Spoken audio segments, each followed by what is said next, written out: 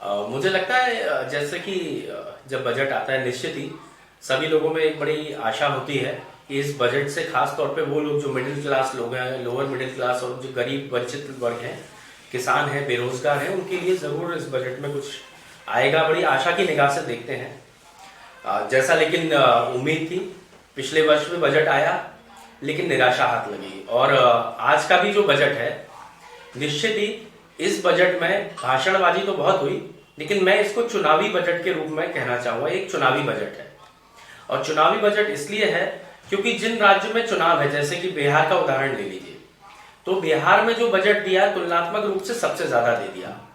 मैंने सब बिहार के लोग भी हमारे ही हैं, लेकिन चुनाव को देखते हुए बिहार में बजट देना यह दर्शाता है कि यह बजट सिर्फ अपनी राजनीतिक रोटियां सेकने के लिए दिया हुआ बजट है। क्योंकि चुनाव तो कल बाद में अन्य राज्यों में भी होंगे, तो जिस राज्य में चुनाव है क्या उसी राज्य के हिसाब से बजट दिया जाएगा? तो एक चीज इससे बिहार के लोगों में भी संदेश जाना चाहिए कि बीजेपी सिर्फ आपसे चुनाव तक का साथ है, और चुनाव के बाद ये आप लोगों को पीठ दिखा देगी ये पार्टी।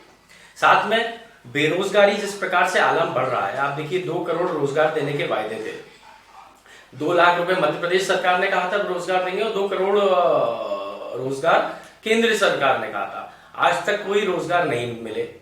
रोजगार, जो बेरोजगार लोग हैं उनके लिए इस बजट में ऐसा कुछ भी नहीं है कि उनके लिए कुछ भी झलकता हो कि आने वाले समय में उनके लिए रोजगार के अवसर उत्पन्न होंगे या आगे मौका मिलेगा। ना ये बजट किसानों को छूता हुआ है। ये बड़े पूंजीपतियों को तो जरूर लुभाएगा, जो 8-10 लोग जो देश पे राज कर रहे हैं, परंतु मिडिल क्लास की बात की जाए, अब आप देखिए, मैं आपको 2 उदाहरण से बताऊंगा कि जीएसटी के दायरे में छोटे छोटे व्यापारियों को लेकर के प्रताड़ित किया जाता है। आए दिन कभी छापे, कभी ये रजिस्ट्रेशन, बिल्कुल हर उसको ऑफिस के चक्कर लगाने पड़ते हैं। 2017 से लेकर के आज दिनांक तक जीएसटी के रिजीम में कोई भी उन्होंने चेंज नहीं किया है। इसको जीएसटी में जो एग्जेम्पशन लिमिट होती है उसको चेंज किया, 2017 में फिट करी थी उन्होंने जो लिमिट थी। आज 2024 में बैठे हैं, कोई भी लिमिट में एनहांसमेंट नहीं किया है। मैं तो कहता हूं ज्यादा नहीं तो जो इन्फ्लेशन है उस इन्फ्लेशन रेट के अनुपात में ही बदल देते कम से कम। अब इससे क्या होता है, प्रैक्टिकल जो हमारे जो छोटे छोटे व्यापारी हैं वो लोग जीएसटी के दायरे में आ जाते हैं, और उसके आने के बाद उनको हर ऑफिस के चक्कर लगाने पड़ते हैं। जीएसटी वाले उन्हें अनावश्यक प्रताड़ित और परेशान करते हैं। ये मिडिल क्लास के साथ चला हुआ है।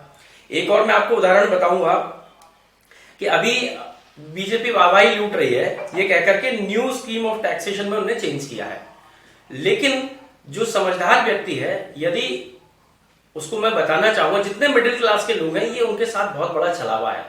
क्योंकि यदि ओल्ड स्कीम में अगर इन्होंने रिलैक्सेशन किया होता तो निश्चित ही इसका फायदा मिलता मिडिल क्लास के लोगों को। ओल्ड स्कीम में जैसे कि आप देखिएगा, एलआईसी के जितने इन्वेस्टमेंट्स होते हैं, हाउसिंग लोन के, रेंट के, पीएफ के, एफडी के, ये बड़ी बेसिक चीजें हैं। हर मिडिल क्लास का व्यक्ति चाहता है कि हम घर की जमा पूंजी कोई एलआईसी के माध्यम से, कोई एफडी के माध्यम से अपने भविष्य को सुरक्षित रखें। लेकिन उसका लाभ कब मिलता? जब ओल्ड स्कीम ऑफ टैक्सेशन में चेंज किया जाता। इनने जान करके new scheme of taxation regime को चेंज किया, और उसको अब ये ऐसा प्रोपोगंडा बना रहे कि ये मिडिल क्लास का हितैषी बजट है, बल्कि ये मिडिल क्लास की पीठ पे बहुत करारी इनने चोट दी है। और आने वाले समय में इसके जो आपको परिणाम है वो भी दिखाई देंगे।